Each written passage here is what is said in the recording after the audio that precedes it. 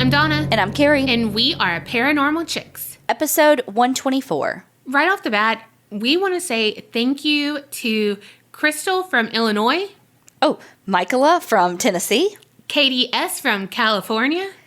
Bailey S. from Texas. Vanessa A. from California. And Elizabeth S. from Tennessee. Thank y'all so much for your support, and we hope that y'all are enjoying your bonus content. If you're listening and you want to shout out, go to patreon.com/theapc podcast. Nothing new in my neck of the woods. Nothing new in my neck of the woods. So we're going to talk about someone else's neck of the woods. All right, y'all. So this week we are covering a cryptid, and it was suggested by a creepster named Amber Finley. Oh, hey, girl. This cryptid's origin story has changed over the years depending on the generation, but the first stories about it popped up around the 1940s, 1950s, and the cryptid is known as the Pope Lick Monster, and you supposedly can find it in the Fisherville area near Louisville, Kentucky. I'm sorry, Pope Lick? Mm-hmm. Not touching that. Yeah, so first off, let's talk about the name, because Kerri is touching it. It sounds like this cryptid goes around licking popes like they're the wallpaper in Willy Wonka's chocolate factory. Oh, yep. Different direction than my brain went. Okay. Well, however, it gets its name from the Pope Lick Creek that is below the Pope Lick Train Trestle, which I believe is sometimes also called the Norfolk Southern Railroad Trestle. Well, the Pope Lick Monster is supposedly a human-goat hybrid, and in some variations of the tale, sometimes part sheep as well. And I knew you were going to love this one, Kerri. A three for one. So a person, a sheep, and a goat. Mm-hmm. Okay. Just a fucking triple threat. So it has a very tall, muscular human frame and stance, fur-covered goat legs, and an alabaster-skinned face. So that's like white for people who don't know the she colors because, right. You know, like alabaster. Okay, not egg white. Right. Eggshell crate carton. Whatever that fucking color is. Alabaster.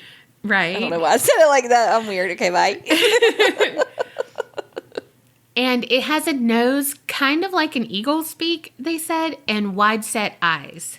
Okay, so a goat, a sheep. It's not an eagle's beak. It's an eagle's beak, an eagle, and a human? No. It's a fucking quartet.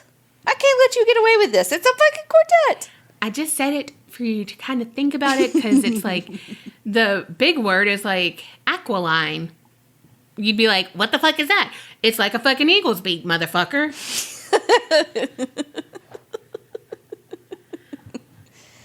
It also has short but sharp horns that protrude from the forehead, kind of like Kerri's, and are burrowed in hair that matches the fur on the legs, also like Kerri's. This bitch. Why are you telling them I hadn't shaved? Some say that they look like ram horns. Most describe its body to be deformed and deathly pale, hence the she word alabaster.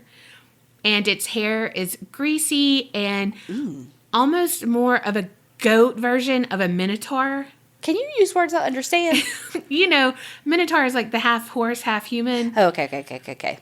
This is going to get Kerri real good. She's going to love the story. Like, she's already loving it, but she's going to go to another level. Okay, hit me with it. There are no confirmed sightings of the Pope Lick Monster. Then how the fuck we know he exists? So all of the descriptions are just part of the urban legend. So people just say he exists, but nobody's like, my great uncle's big brother's step girlfriend saw it? Because no one lives to tell the tale, Kerri. Oh. So there's different origin stories, like I mentioned. So we're going to go over the different ones. The most popular origin story is kind of sad, of course. Picture it. There was this man who was known to be a liar and a cheat, Sounds like some X's. His name was Colonel Beauregard Shield Knight? But we can call him Colonel because obviously everything else is question mark. But he was the ringmaster of a traveling circus, and of course, he was known to mistreat his performers.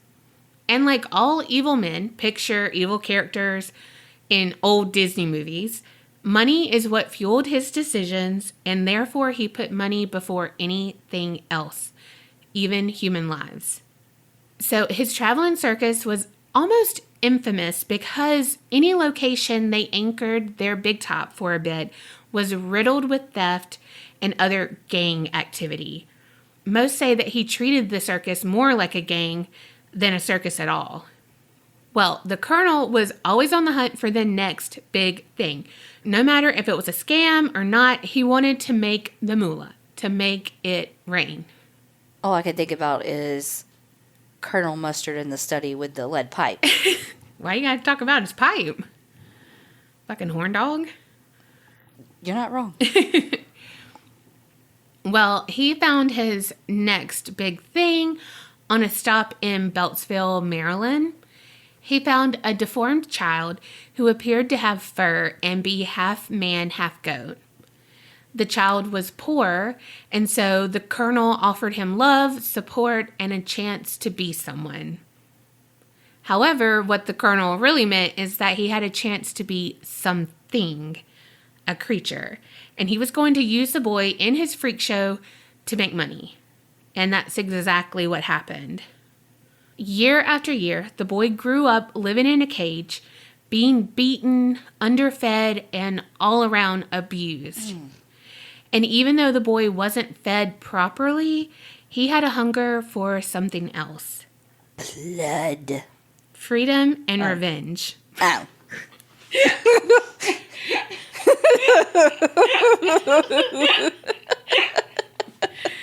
Who wrote this?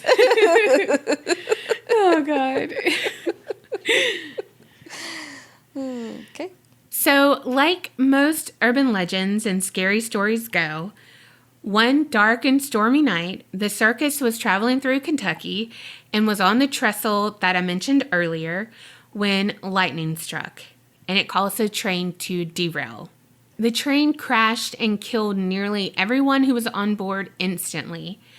However, the furry creature escaped. The people who did survive were not alive for much longer because the creature was finally going to get his revenge. He tore their bodies to shreds, and he did, in fact, get to look his captor in the face before he ripped the life from the Colonel. Damn. Also, was everybody mean to him? I picture, like, just the Colonel. Like, I felt like, I don't know, so everybody's mean to him? Probably. Those jerks. I mean, I don't know.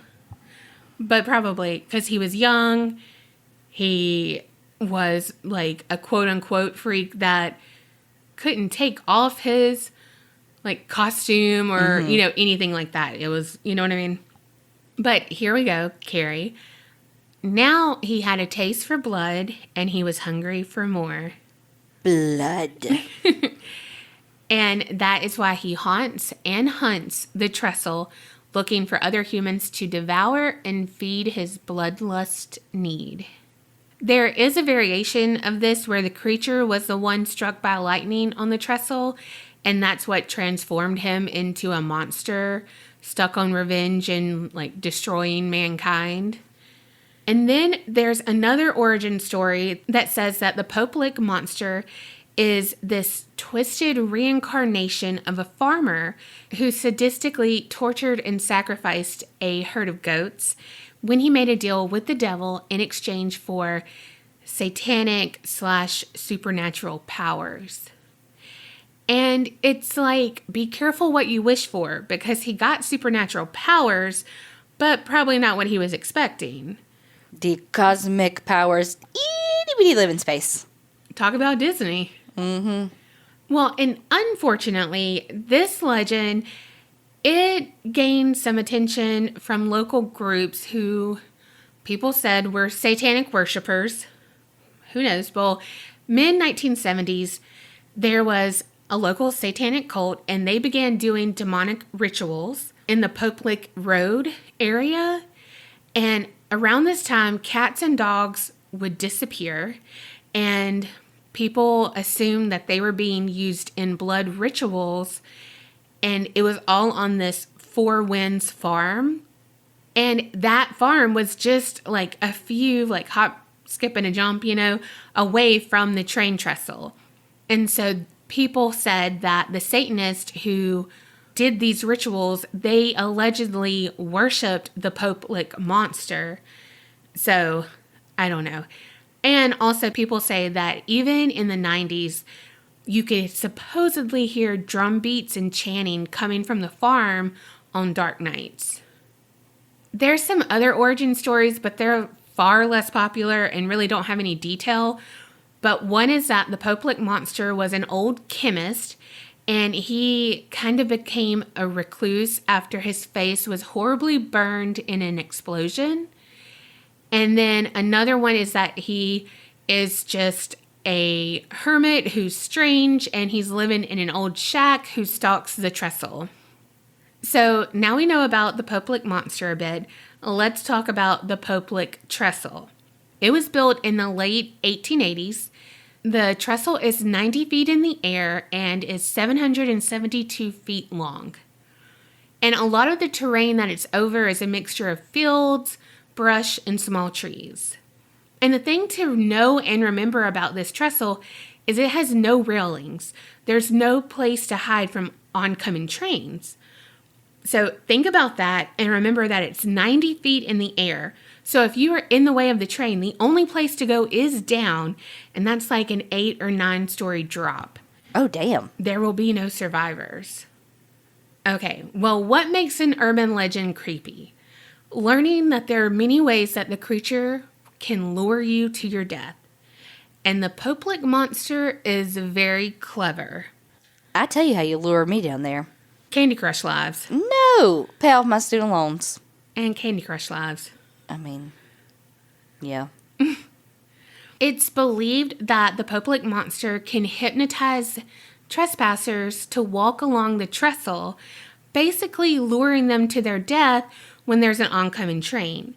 And this can be by telepathy or some kind of siren call. And they say that the sound will drown out any sound of an oncoming train.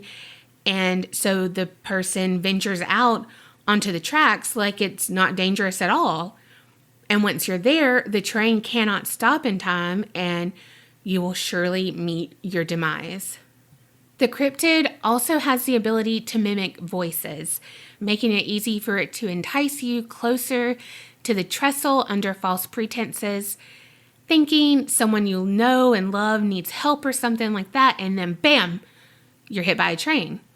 Or if it doesn't mimic your loved ones, it can sound like an animal or a crying baby. Whatever it knows will get you out to the trestle. Some versions of the legend insist that the Pope Lick monster waits for a train to approach. Then from underneath the trestle, it will hold its victim down until the train runs over them. Oh my God. Yeah. And the victim's still in that trance. So they can't, try to get away. And hopefully that means they can't feel it and know what's going on. I hope. Another claim is that the cryptid can jump easily from the trestle down to the roof of the cars passing, and then it kills them with a rusty, blood-stained axe. Damn. Then there's a story that says when a person who is walking the trestle sees the cryptid, it's so unsettling that they cannot function properly and are almost entranced by their terror and are led to leap off the trestle. So naturally, going up to the trestle, climbing it, and searching for the Pope Lick monster became a teenage rite of passage, and particularly during Halloween. And also, it was kind of a way to set the mood for teenage hookups, too. Like, oh my God, my man's so brave. I'm going to drop my drawers now. Martha Williams, who is a longtime Fisherville resident, she's been quoted as saying, there would be just mobs of kids out there near the trestle and climbing up on it. It used to be a favorite thing to do. The boys would con the girls into it. Most of the ones that came out here were no locals. The locals sort of knew better. And that makes sense that there were some close calls, and so then, like, the locals were kind of more like, so people would come from neighboring towns, and that was a thing. In 1988, there was a short film called The Legend of the Pope Lick Monster. It was 16 minutes long, and it cost $6,000 to film, and most of it was shot at the Pope Lick Trestle, but the scenes that showed the characters up on the trestle were filmed in a different location that was safer because, trains and shit. Wow. Well, the Norfolk Southern Railway officials were super upset because they were like, okay, one, you're making this urban legend like infamous, and we think that you are encouraging teenagers to go do this. And they found this one scene really misleading. They said, in this scene, the main character, who is a high school student, he escapes a train by hanging off the side of the trestle. Well, in reality, they're saying, not a lot of high school students have the strength to hang on for the 5 to 7 minutes it takes a long train to clear the trestle. Also, the vibrations from the train are so strong that the ground beneath the trestle shakes. So if you could hang on, it could, it's going to ruin your grip strength and could shake you off. I mean, if it didn't, that person needs to go on American Ninja Warrior. Right. Well, the Norfolk Southern Railroad warned that trespassers will be arrested for their own safety. They also beefed up police security and installed a tall chain link fence at the base of the trestle. And they posted the danger private property signs that we all know. But even that hasn't kept people away.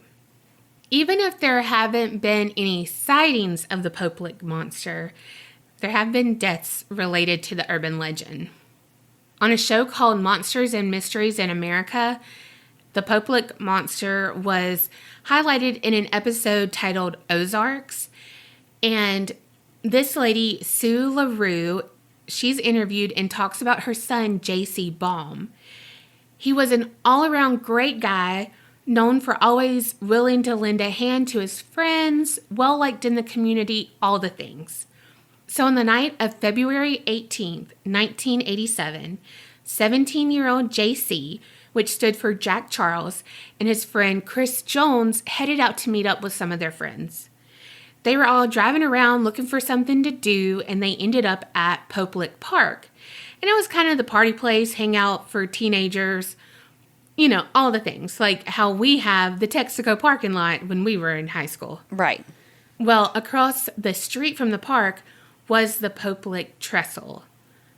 Well, as the boys were sitting in their car, they could see the trestle.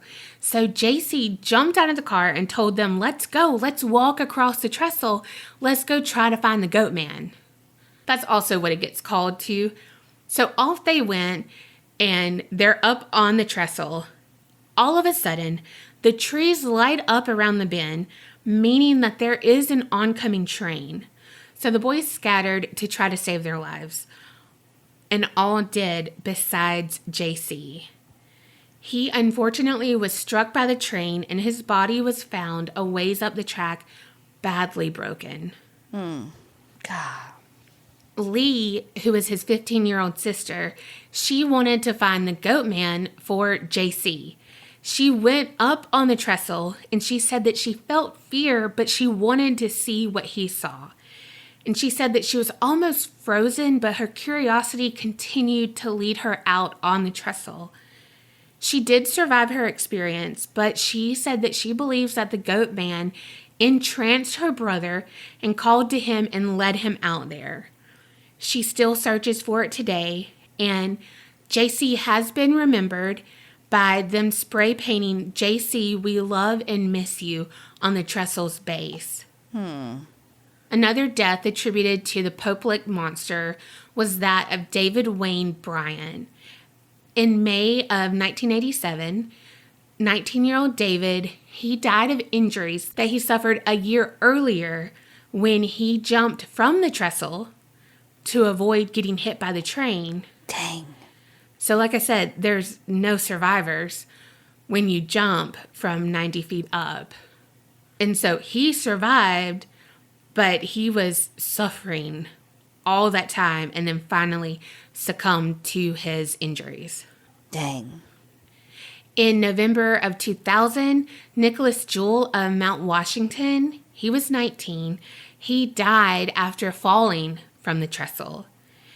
He had like 4 friends with him, and they all told the police that Nicholas was attempting to cross the trestle and was like halfway across when the freight train approached. And so he had moved to the side and attempted to hold onto the railroad tie, so like to that metal hanging, but the train's vibration eventually shook him off. Oh, yeah, I was going to say, I bet that was too much. Yeah. What sucks is most people believe that the tracks are no longer in use. They are rusty, they kind of look rickety. I love that word. But the truth is that trains cross the bridge up to 25 times per day. What? Yeah, so the people who go looking for the Pope Lick monster and are from out of town, they're under the assumption that the tracks don't work. There's nothing to worry about. And unfortunately, there have been recent cases where this assumption has cost people their lives. Oh my gosh. In a 2016 article in the Louisville Courier Journal, the writer Beth Warren interviewed a man named David Nee. He was visiting from Ohio with his girlfriend of 1 month, Rochelle Bain. They were going to do a Waverly Hills tour that night, but first, Rochelle had a detour in mind. And so they went to find the Pope Lick monster. However, being from out of town and just judging the trestle by appearance, they thought it was out of service. And David did say, yeah, we saw the no trespassing signs and stuff like that, but those are up when something's been abandoned too. So they didn't think there was a present danger, I guess. Well, they're up on the tracks, and they didn't hear the oncoming train until it was about 40 feet in front of them and was not looking like it was going to slow down anytime soon. Because, you know, a train just can't slam on the brakes and stop. Right. Even if it slams on the brakes, it's going to skid a while. Fucking science. Well, David jumped over the side of the trestle, gripping the edge with both arms and one leg was dangling. The train grazed his arm, because that's how close he was, and left a mark. And remember how I said it was like physically impossible to hold on? Well, David is a 6'1" martial arts instructor and a power weightlifter, so he wasn't just like the average teenager I was talking about. Right. However, his girlfriend Rochelle did not make it. The train hit her and knocked her 80 feet to the ground. And David said that out of the corner of his eye, he saw her body falling. He was charged with misdemeanor trespassing on railroad property and later faced felony charges. Damn. Yeah, for, quote, unlawfully disrupting and or delaying the operation of a train, causing financial damages. Wow. Yeah. What's sad is Rochelle had a 1-year-old son. Oh, no. Yeah. David said that we only dated a month. They knew each other for 6 months, only dated for 1. And David was quoted saying, we only dated for a month, but I've never been impacted by anyone as much as her. She was 1 in a million. Oh. Then Candace Polio posted a link to an article in the Facebook group about an incident in 2019 involving this urban legend. Police responded to a call around 9:30 p.m., and it was to a report that 2 girls were hit by the train while on the trestle. One was killed and pronounced dead at the scene, and she was later identified as Savannah Bright, and she was only 15 years old. The other one was never identified, to the public. She did make it. She was sent to the hospital, but she was in serious condition. And the police were baffled as to why they were on the tracks, but most think they were looking for the Pope Lick monster. So, who is to say that the people who died while searching for the Pope Lick monster never saw him or heard his siren call? Because unfortunately, they did not live to tell about it. Oh, and one thing I didn't really touch on is that they say the Pope Lick monster could be linked to the Maryland Goatman because of that whole origin story about the circus stopping in Maryland, and that's where he was from. So that might be relatives, or maybe the same person, because he also like stalks a train and stuff like that. But I didn't really go into all of that. What do you think? I think it doesn't exist, but it's a serial killer nonetheless, because people die finding it, like trying to find it. That's true.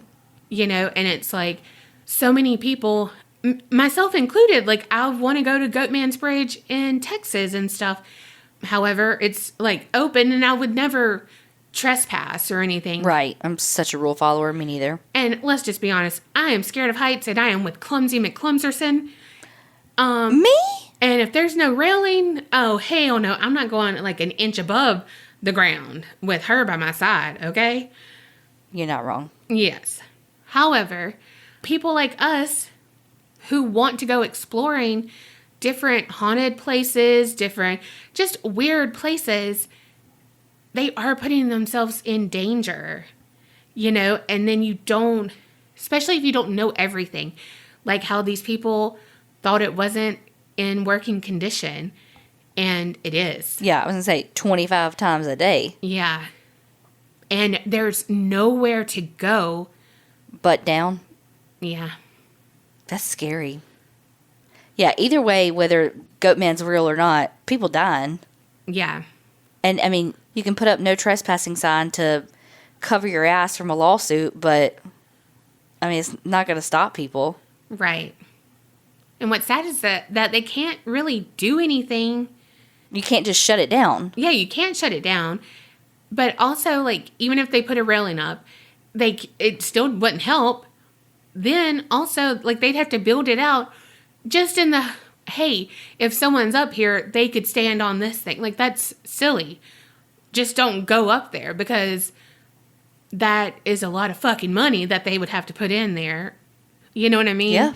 So it's just so hard.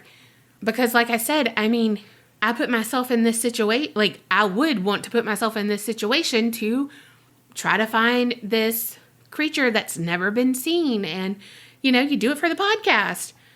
So I'm not saying these people were dumb or anything like that. Oh, yeah.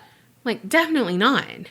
Because we have all ignored all the signs and plowed right ahead. Mm-hmm. Look, I am just like a bulldog. I will try to get in the smallest spaces because I'm stubborn as shit. Yes. Well, I don't believe in a goat man. But like I said, I believe in people dying. Yeah. I wish there was just something that could be done. But again, you can't just be like, it's not like fucking Legos. You can't be like, let me take this train track over here. Yeah. Okay, well, you know, it started off, but I liked it. Because it had killings in it? Pretty much, yeah. You dark bitch. I mean, I just said the other day, somebody had cold hands. I said, cold hands, warm heart. But, I got hot hands, so what's that say about me? Right. Okay, my story this week was actually recommended as well. So, Jessica Wallace, she will always be Jessica Baggett to me because she is my birthday twin. Literally, we were born 2 days apart. Our moms worked together and saw each other around labor and delivery and was like, oh shit, you here too? So anyway, okay, Jessica recommended this story, and another person in the Facebook group is actually from the town where this happened, and I'll tell you her connection in a minute. Ooh. Okay, picture it. September 2nd, 1998. Diane Franco is a sex worker who works in Poughkeepsie, New York, and she meets this John. They negotiate, make the deal, whatever. She gets in the car, goes with him to have sex. And after they have sex, when it's time to pay, she's like, okay, give me the money. And he gets so angry, he starts to strangle her throat. Oh my gosh. And he's just crushing her because he's so much larger than her. And somehow she gets out. She wiggles her way out. And they argue for a little while. And I don't know how she did it. She convinces him, look, let's forget the incident. I need a cigarette, though. I am stressed the fuck out. Like that, well, forget it. Just take me to get cigarettes. That's just take me to the store. I need some cigarettes. So he was like, okay, I'll take you. When they get to the store on Main Street, soon as they pull in, she bolts from the door. Well, at the same time, police are doing these roadblocks where they're stopping cars and saying, like, have you seen this girl? Have you seen this girl? And it's right across from where she bolts from the car. And police are like, hey, I think I recognize him. So they go over there to the car, and he's like, there's a girl in there. She says she's been attacked. Like, she needs help. Oh, my gosh. And so the police go in there, and she's like, I was attacked. Like, I need help. Like, that's him. He did it. And she pointed out the man who had just told police that, this girl ran in, she had been attacked. He was like, go help her. But his name was Kendall François. So Kendall was a big man. He was like 6'4", 380 to 400 pounds. And I mean, he was just this, you knew Kendall, he was a local, grew up in Poughkeepsie. He lived with his parents, mom, dad, and a sister. And growing up, he didn't have a lot of friends. People actually called him Stinky. Oh, gosh. Because, well, here's the thing. The house that he grew up in was kind of like a episode of Hoarders. It just had a lot of stuff in it. It was very dirty. His parents didn't make him bathe very often. And so he did smell. So people called him Stinky. He had a really hard time, going through elementary, middle school. When he got to high school, he joined the football team and got a little camaraderie from the team. He didn't have a close relationship with his parents and his sister. Like, they just weren't a close-knit family. And so he kind of found that in the football team. So he blossomed a little bit in high school as an athlete. He wasn't very good at football, but he was a big guy, After high school, he joined the Army. And after 4 years of being in the Army, he was actually like a medical discharge because he was obese. Then after the military, that's when he moved back home with his parents and his sister. And he got a job at a middle school as like a hall monitor / detention overseer type person. And that is the connection that Stephanie in the Facebook group has. She said, wow. Yeah, she said he was the truancy officer for her school. Wow. Yeah. Okay. So Kendall worked at one middle school for a little while, and he actually got fired. And after he got fired, he went to work at this other middle school that he only worked at for like a month before he was fired again. Around that time, sex workers start disappearing. And it took 2 sex workers missing before police even gave a damn. So I'm going to back up just a little bit, back to Diane Franco saying that Kendall was who attacked her. The police take him in for questioning. At first, he said, yeah, I choked her, but it was during sex. It was, mutual, a.k.a. he paid for it kind of thing. And then he said, but we kept having sex, and then, I brought her downtown. And then she freaked out kind of thing. She freaked out, but then you told cops that person was freaking out and needed help. Well, when the police tell him, hey, we got a warrant to search your house, that's when Kendall says, Get me the prosecutor. Bring me the pictures of the missing girls, and I'll tell you. What? That's pretty much what investigators did.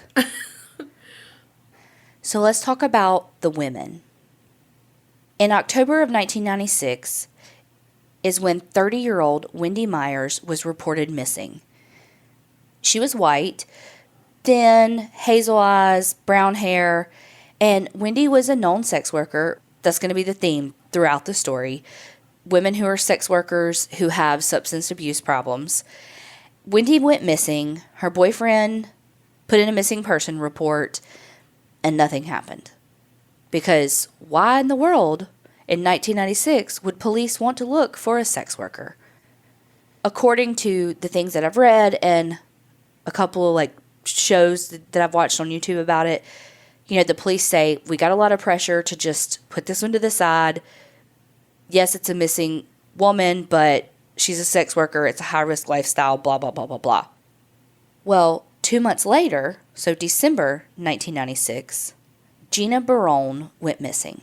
She was a sex worker as well, with a history of substance abuse problems with drugs.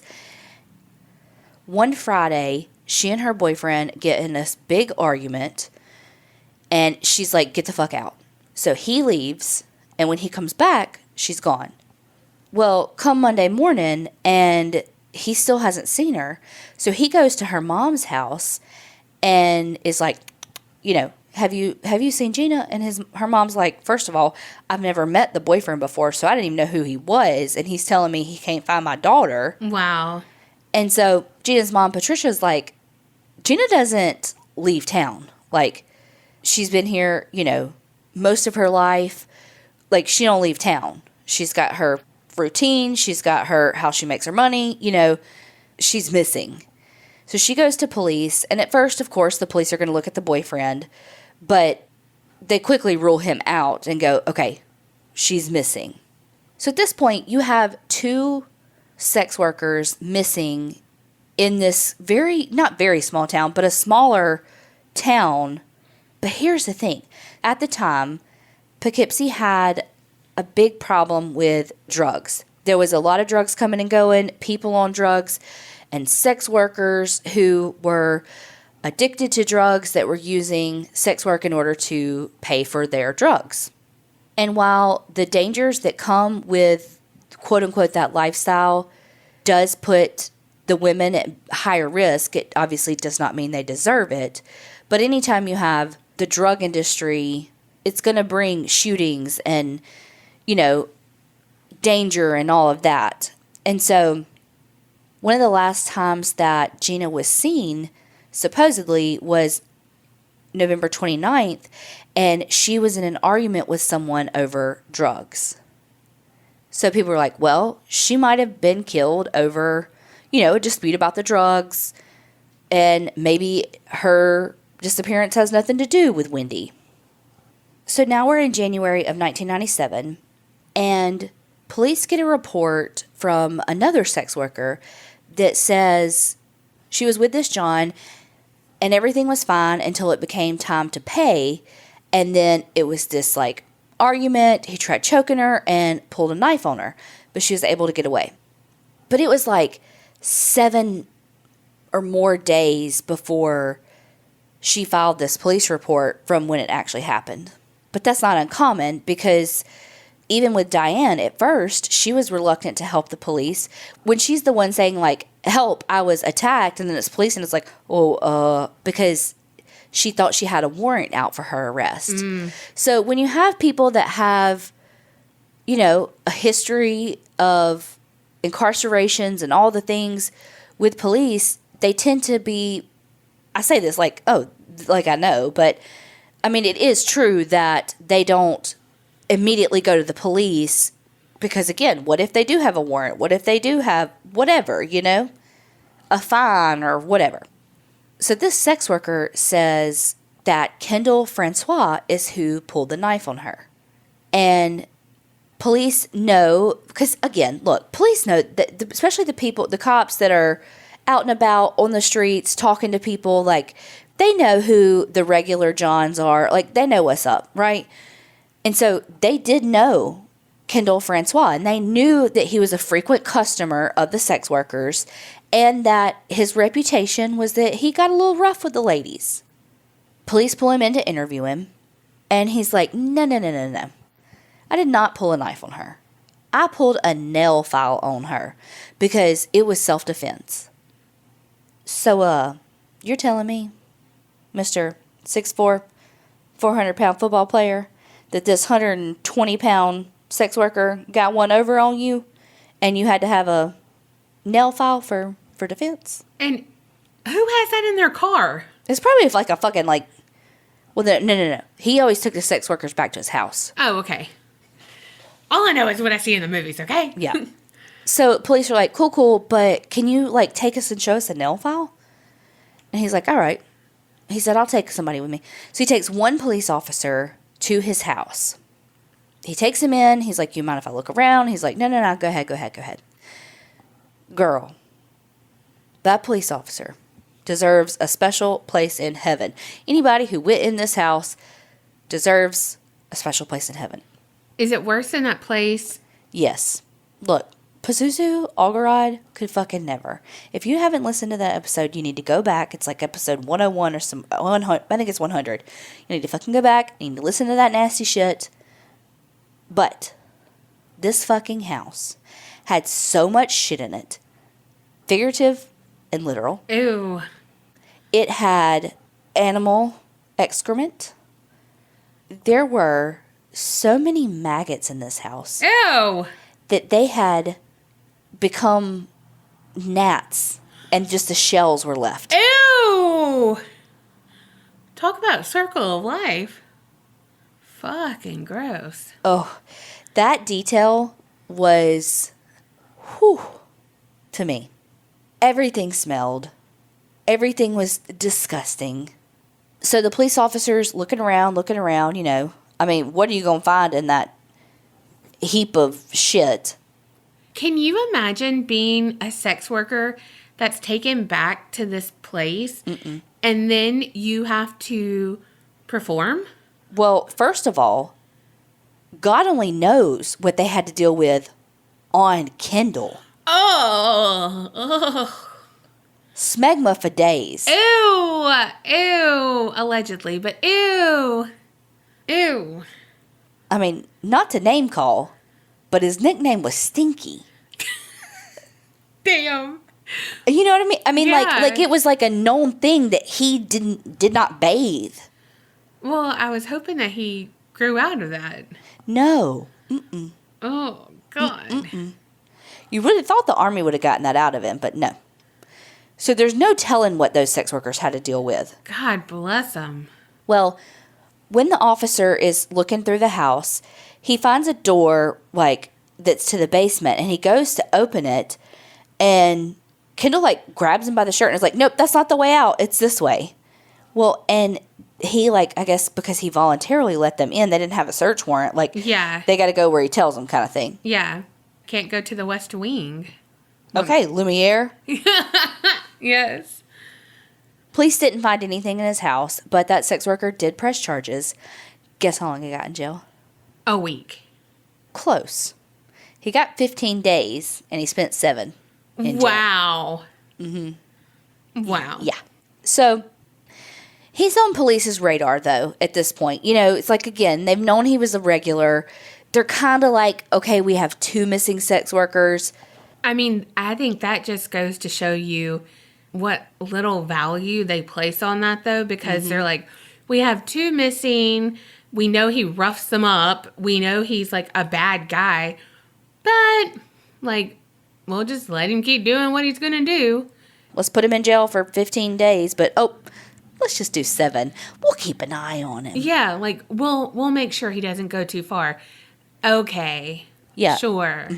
Yeah, then 2 months later, on March 7th, 1997, Catherine Marsh was reported missing by her mother. So she had actually last been seen like November 11th, so like 6 months earlier.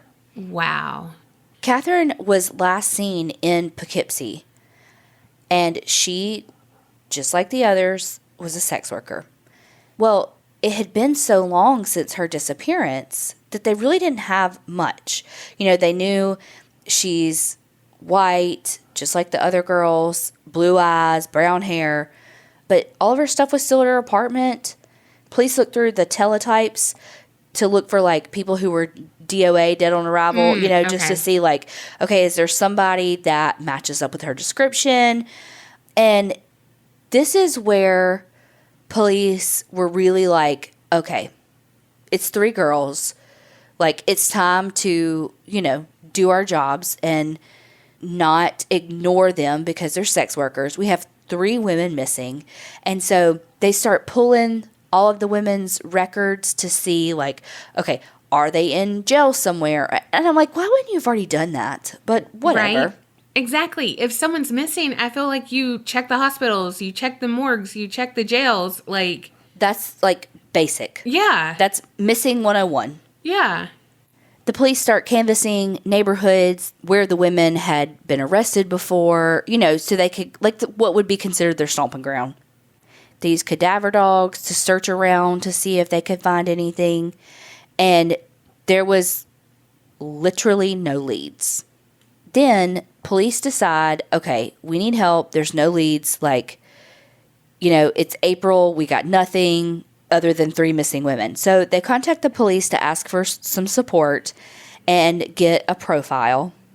But the FBI was like, there's no crime scene. We don't know if, like, there's literally a crime. There's nothing to connect them yet. We got nothing, Well, then flash forward to October 9th, 1997. So there was a time frame from March to October, from Catherine in March to Michelle Eason in October. So Michelle was 27 years old, and she was last seen in Poughkeepsie, but she was different. She was of the same build, petite, thin, but the other 3 were white and Michelle was black. So it was a change in victimology. And back then, it was still kind of the thought, like, white people kill white people, black people kill black people, gay people kill gay people. It wasn't understood. Not that we understand everything now, but it's much more understood now, victimology versus then. A month after Michelle went missing, on November 13th, Mary Healy Jacone, who was 29 years old, she was reported missing. So here's the difference with Mary. Mary's mother had passed away, and her father was a retired corrections officer for the state of New York. And he came to police to say, I can't find Mary, and I need to tell her about her mother passing. And so the police actually started the missing persons on Mary. When they started doing some digging, they realized that nobody had seen Mary alive since February of 1997. Holy Hannah. So about a month before Catherine's disappearance. She, again, just a sex worker that was very petite. So police are like, okay, we've got missing women, all of a similar build, all sex workers, all disappeared in Poughkeepsie, all were not in contact with their families very much, and just fucking up and vanished. In an effort to try to find these women, police did helicopter searches. They tapped every informant that they had, just trying to figure out what was going on. There were a few different suspects throughout the case, but none of them ever panned out. People who had previous convictions of rape, the boyfriends, the Johns who were still frequenting the area. They had all these suspects that kind of to come and go, but literally nothing stuck. But police still had in their mind about Kendall François. They're like, he had that thing. He's still kind of So they brought him in for an interview. They had been keeping an eye on him, so they knew his routine. They knew kind of what he was up to, but they brought him in for an interview, and he's cool as a cucumber. And they're like, hey, you want to do a polygraph for us? And he's like, sure. And he passes. Then, June 12th, 1998, Sandra Jean French, she disappeared. Now, she was 51, so she was older than the other women who had disappeared, but she had the same build, again, petite. She was only 5 feet tall, 120 pounds. Again, petite. She didn't go missing in Poughkeepsie. She went missing in Dover, which is about 20 miles east. But her car was found abandoned in Poughkeepsie, and it was only 3 blocks away from Kendall's house. Well, July of 1998, they finally form a missing women's task force and finally dedicate full-time investigators to finding these women. Better late than never, I guess. Well, August 26th, 1998, Katina Newmaster, she's 25, she vanishes. And again, sex worker, same build. So I want to read this quote from a sex worker in the Journal, which was a newspaper there. This was in July of 1998. She said, "We're lowlifes. That's what it comes down to. People don't care that we're missing because they think we don't belong on the streets in the first place. It's not just the police, it's the community." That is so sad, but so true. That's... Not that they're lowlifes. I mean, just to... Yeah. Oh, for sure. Reiterate what you're saying. But yeah, absolutely. That's so true that's how they're treated, and that's not fair. A life is a life. Mm-hmm. Who the fuck is the they, them, conceptual, they, them, that decided whose life was more important than someone else's? Right. Who is the one... Well, they say, who is that said, well, this profession, amazing. This profession, not so much. If you're from here, you're the best. If you're from here, you're the worst. Right. Who the fuck? The same people who, back in the day, were using those services. Mm-hmm. And then, but, a doctor is respectable. Just like that story you told about the girl who was, quote unquote, a lowlife in the community, but the doctor was a doctor and he was a man of the people, and she's like, no, he sexually assaulted me and raped me, and everyone's like, no, he's a doctor. Was that a main episode or a bonus episode? Oh, it might have been a bonus. So now we're back to the beginning. It's September, and Diane had just escaped from Kendall François, and he has told police everything. Willy-nilly. Well, and yeah, because if he didn't, I mean, honestly, I don't know if it would have been solved. I wonder what the difference was, since he was so, cavalier on all the other times that they brought him in. And this one, he was like, well, you got me. Bring in this, I'll tell you everything. I don't know. Maybe it just weighed on him too. Who knows? That's what I find interesting. What changed? When he was interviewed by police and they were going through the photos that he had asked for, he made a stack of 4 photos saying, I killed them, and 3 photos saying, I'm not sure about those. By this time, police are already at his house. His mom, dad, and sister were all taken away from the house so that they could search it. Kendall had told them to go down to the basement and that they would find a crawl space on this rear wall. And when they get there and they go in, they see dark plastic bags. Holy shit.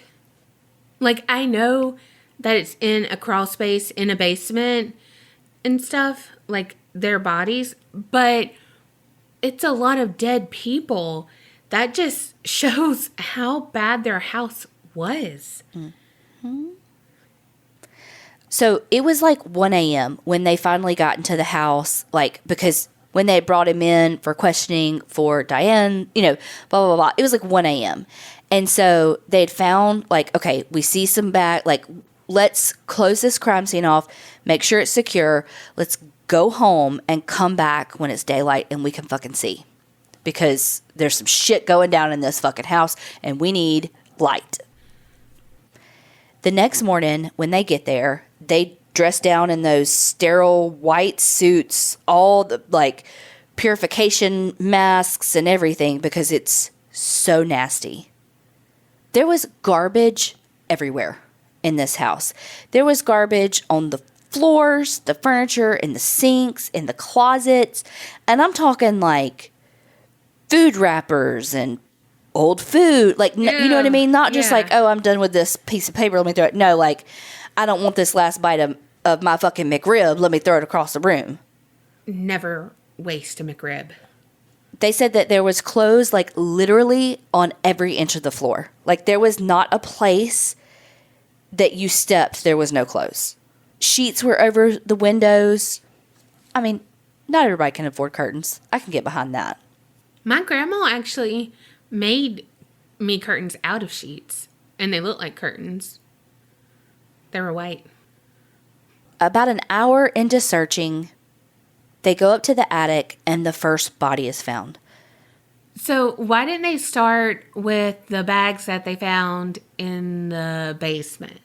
I think that they just started from the top and worked their way down, is my guess. But they started in the attic.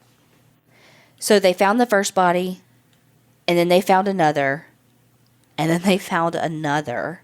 All in the attic? Yes. So what's in the basement? Well, it was more bodies too. Holy Hannah. In total, there were 8 bodies in that house. What the fuck? It was so bad in that house that crime scene investigators who had been investigators for decades had to literally run from the scene gagging and throwing up.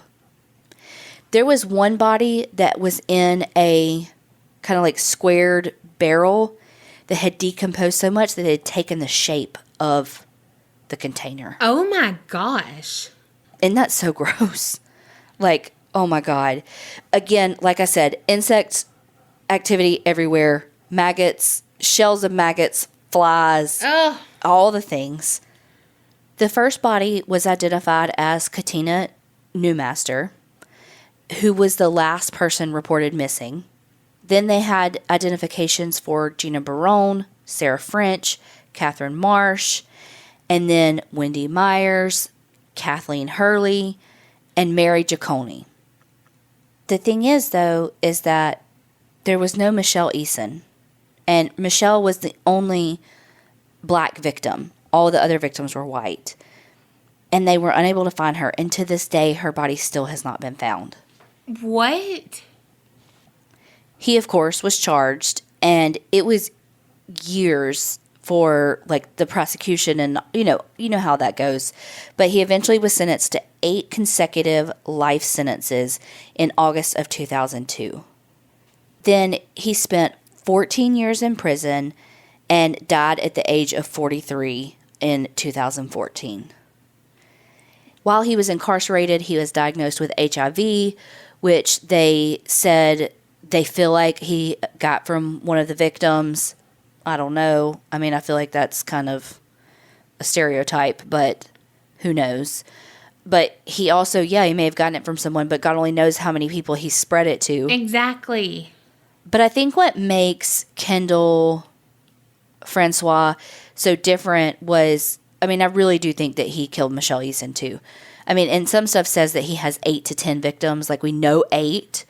But, I mean, people think that he definitely killed more. And especially, like, I feel like that was just such a short span. I mean, it was like 2 years, but 8 people in 2 years and you just randomly start. Like, I definitely think there were others. But what makes this case different is that Kendall is black. And there's not a lot known about, I feel like, black serial killers. I mean, we did Derek Todd Lee and, you know, there's Kendall. But, I mean, if you, I can't remember where I saw this, but if you ask someone, name black serial killers, I mean, there's very little known in kind of that mainstream media of it. But he did some really terrible things. Yeah. I kind of wonder if that's why he wasn't really considered the person who took all these women. I mean, they knew they were missing, presumed dead, but you get the point. Because again, it was still thought white people kill white people, you know, and white men tend to be serial killers more than black men. And so it's like, when you have Kendall François, who doesn't match a typical MO, you know, I don't know. Yeah, no, that makes sense.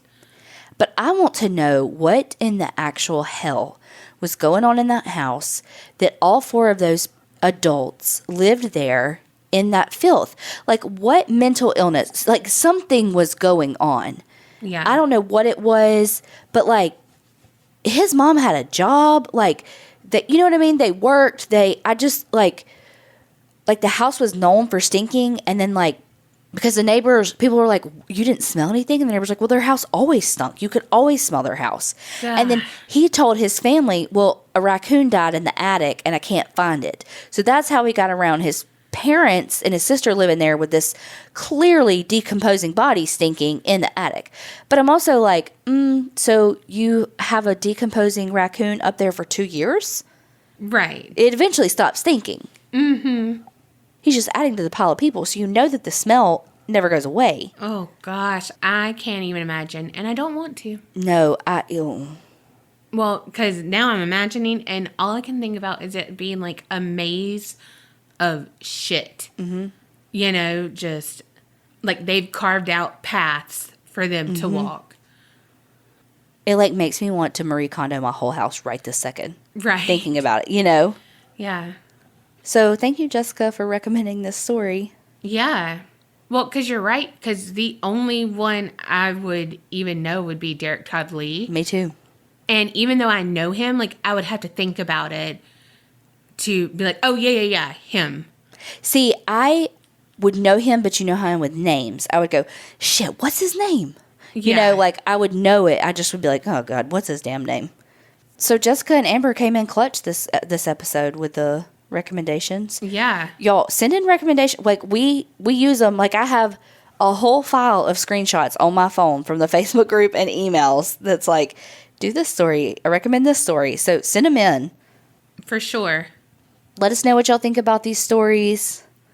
Yeah, and we want to do what y'all want to hear. So, like, that's why we love the recommendations. Absolutely. And it's always the best freaking stories because it's like the most obscure stories that I would never find on my own. That is what makes it, no, I hate to say awesome, but because it's something that people usually haven't heard. Right.